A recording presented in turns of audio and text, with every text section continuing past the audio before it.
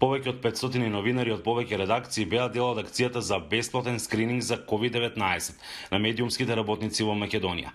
Од Сдруженијето на новинари велат дека од добиените резултати се покажало дека околу 5% од нив биле или се во допир со коронавирусот, бројка која според нив не е за занемарување.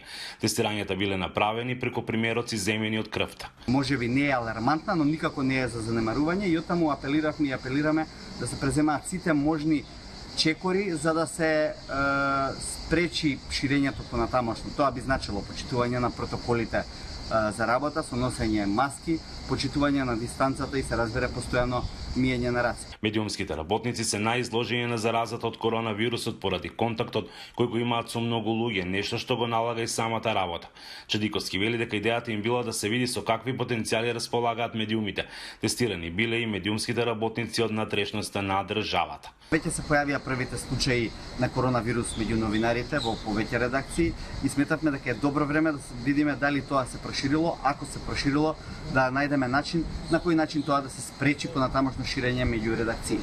Затоа во првиот период беа тестирани поголемите редакции, односно поголемите национални телевизиски куќи. Дел од новинарите и други вработени во медиумите директно на себе ја почувствуваа опасност од коронавирусот. Меѓу нив беше и новинарот Цунај Сабриовски.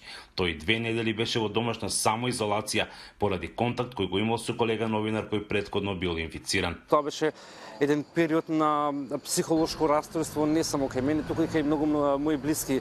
Тестирањата покажаа негативен резултат, меѓутоа чекањето и до резултатите навистина беше тешко. Ние како новинари, особено тие кои што сме теренци, буквално не уби во поим самата појава на пандемијата од COVID-19. Сабриовски вели дека ризикот останува, но ти мора да се биде внимателен при извршување на новинарската должност. Ниту една медиумска куќа, ниту едно раководство на телевизија не може ништо повеќе да направи, освен да ги обезбеди потребните заштитни средства. Треба да сме свесни за ризикот кој што ние како новинари го носиме, бидејќи сме во постојана комуникација со многу луѓе и потенцијалот кај нас, самите новинари кои што се бориме со секоја информација. Од ЗНМ изработили и прирачник за работа на новинарите во време на пандемија, во која детално се објаснуваат сите елементи од работата во вакви услови и начинот како да се заштитат.